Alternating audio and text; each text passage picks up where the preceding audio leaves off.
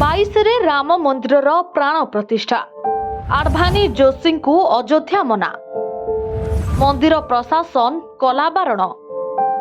January 22 रे उत्तर प्रदेश अयोध्या रे प्रतिष्ठा हेब महाप्रभु रामंक भव्य मंदिर। एथि निमंते गर्भगृह काम प्रायतः शेष होई गलानी। मंदिरर प्रतिष्ठा उत्सव रे जोग देबाकू 2000 रु अधिक अतिथि को निमंत्रित करा जायछि।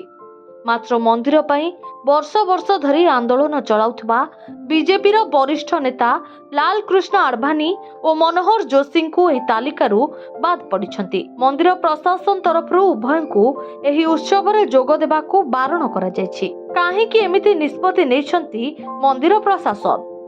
काहेकि एमानंकू अयोध्या मना? कोन रहिछि कारण?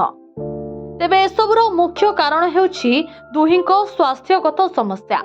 बयस अधिक हेतु उभय विभिन्न रोगरे पीड़ित अछंती।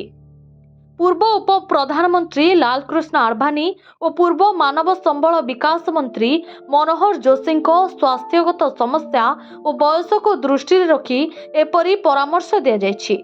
कारण आडभानी एबे 96 वर्ष रे पहुंचीथिबा बेले जोशी 90 वर्ष वयस्क होई सारिछंती।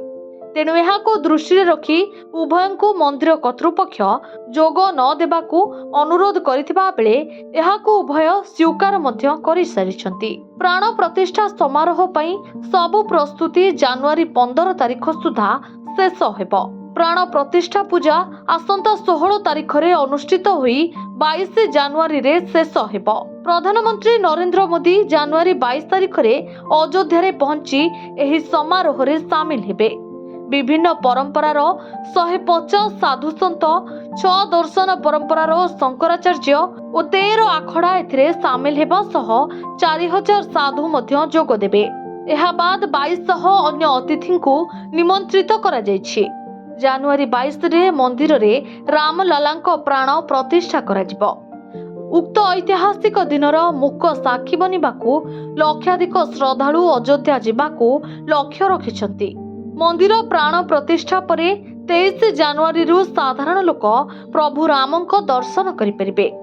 उत्तर भारतीय परंपरा अनुसार प्रतिष्ठा समारोह परे 24 जानुआरी रु 48 दिन पर्यंत मंडल पूजा करा जिवो। ब्यूरो रिपोर्ट दिनांक टीवी।